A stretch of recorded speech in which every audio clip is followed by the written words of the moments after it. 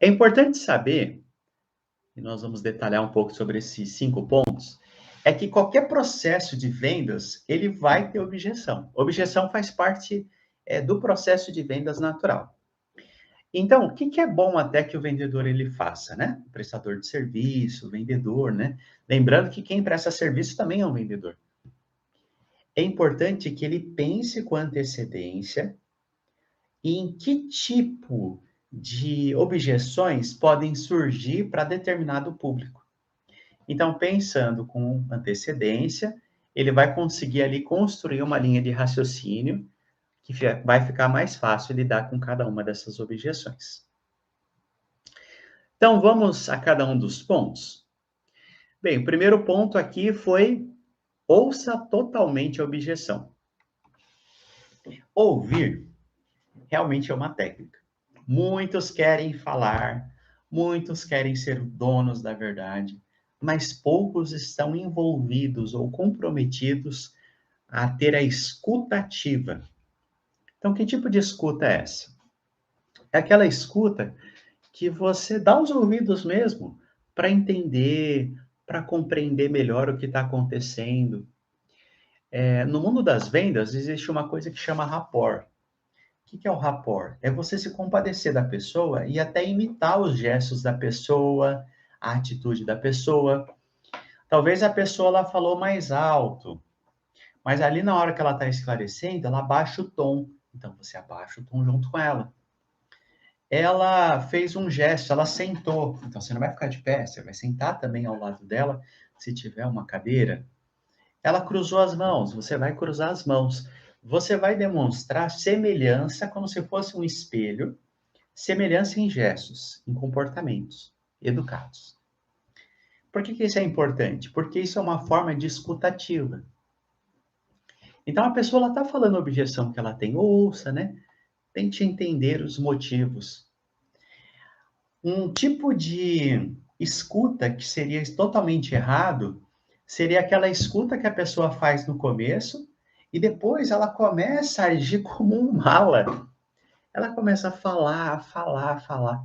Então isso não é interessante. Para vencer a objeção, a primeira coisa é você ouvir, tentar compreender o que o teu cliente está te passando. Segundo ponto, tenta confirmar a objeção dele, mostrando que você entendeu o que ele está dizendo. Então, vamos ilustrar isso, né? Esclarecer a objeção com uma pergunta. Então, assim, ele falou que o problema é que agora a empresa ela está comprometida com outros projetos e ele não acha que isso é tão importante nesse momento. Então, refrisa a pergunta dele. Ah, senhor João, entendi. Então, o problema que o senhor acha que não deve assinar esse contrato, ou a senhora acha que não é necessário esse serviço, ou o senhor acha que esse produto agora não é interessante, porque a sua empresa está comprometida em outros serviços. É isso mesmo? Aí a pessoa vai falar, isso. Quando você repete a objeção, você mostra que você entendeu o que a pessoa está dizendo. Só que aqui tem um detalhe, que é uma técnica que a gente vai explicar agora. Nem sempre a primeira objeção é a objeção verdadeira. Como é que a gente consegue descobrir qual que é a objeção verdadeira? Então, depois que você repetiu a objeção da pessoa, você deve perguntar para ela assim: entendi, seu João, mas além desse assunto, tirando a questão do que o senhor falou, tem mais alguma outra coisa que atrapalha a gente fazer o fechamento desse negócio? Ou tem algo mais que lhe incomoda? E agora preste bastante atenção no que a pessoa vai falar. Porque a próxima coisa que ela vai falar é a objeção verdadeira, que ela não tinha coragem de te contar. Então escute. Ah, além dessa questão, é o seguinte, pronto. Então lembra que não é interessante metralhar as objeções, é interessante quebrar a principal. Então, ouça ativamente, primeiro passo, confirma se você entendeu o que a pessoa está dizendo e faça uma pergunta de qualificação. Mas, além disso, tem alguma outra coisa que atrapalha? Ah, o que atrapalha é o seguinte, é meu sócio não está aqui. Ou, no caso, uma prestação de serviço. Ah, o meu marido que costuma aprovar as minhas compras, ele não está aqui comigo no momento. Ou a minha esposa, que gosta no qual eu pergunte para ela, a opinião dela não está aqui no momento. Pronto, você descobriu que a objeção está aí. Então, sabendo a real objeção, o que, que você vai fazer? Como você fez a escuta ativa, você vai dar agora soluções. Ah, entendi, o seu marido não está aqui. Mas e que tal se a gente tirasse uma foto bonita do produto, talvez da roupa, do vestido, e mandasse para ele dar uma olhadinha ali? Manda pelo WhatsApp, faz o seguinte, veste lá, coloca, vê se fica legal, a gente tira uma foto. Ó, você já está vencendo a objeção. Ou, que tal se eu fizer o seguinte, eu mandar para ele o catálogo, a foto.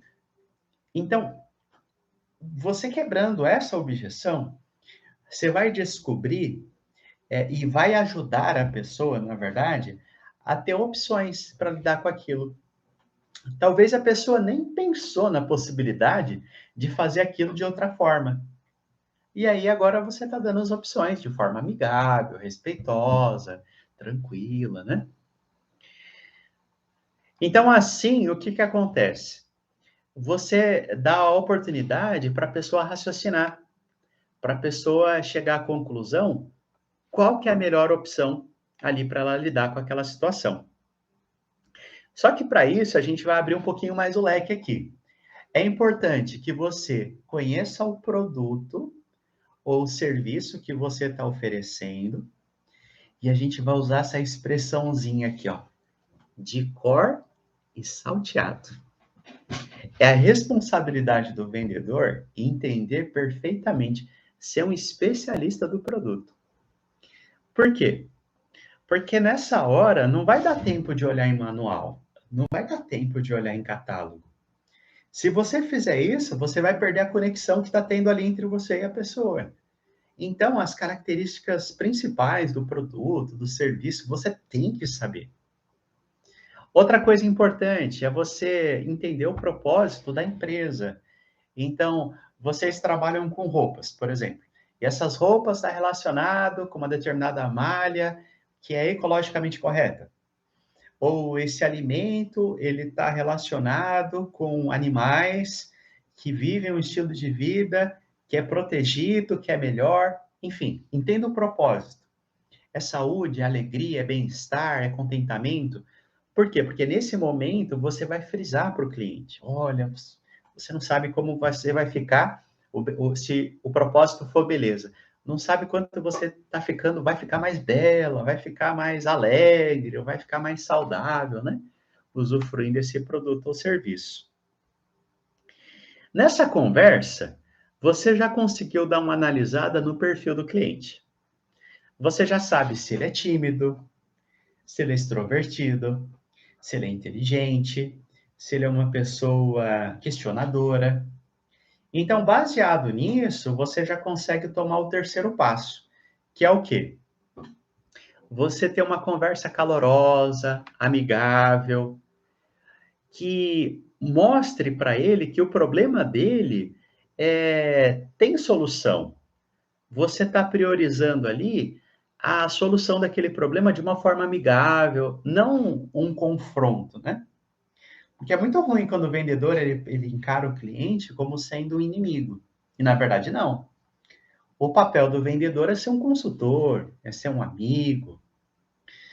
Vamos ilustrar aqui para ficar um pouquinho mais fácil. Imagine que você vai no médico e agora você explica o seu problema. O que você espera que o médico faça?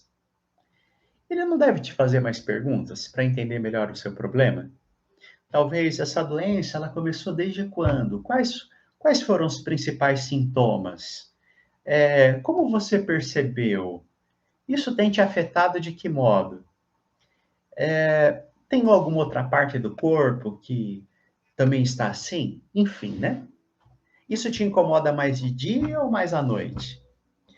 Essas perguntas do médico servem para qualificar, ou serve para ele fazer um quadro mental exatamente do que está acontecendo. E a partir daí, o que, que ele vai fazer? Ele vai agora te direcionar para você entender melhor o quadro clínico, para só depois apontar uma solução. Então, o vendedor ele tem que entender a mesma coisa. Se ele chega apontando a solução, isso pode ser frustrante. Então, ele precisa entender o quadro melhor. E como ele vai fazer isso? Por meio de perguntas. À medida que o médico ele vai explicando qual é a forma do tratamento, talvez você queira fazer perguntas para o médico. E essas perguntas, elas podem ser, por assim dizer, a objeção.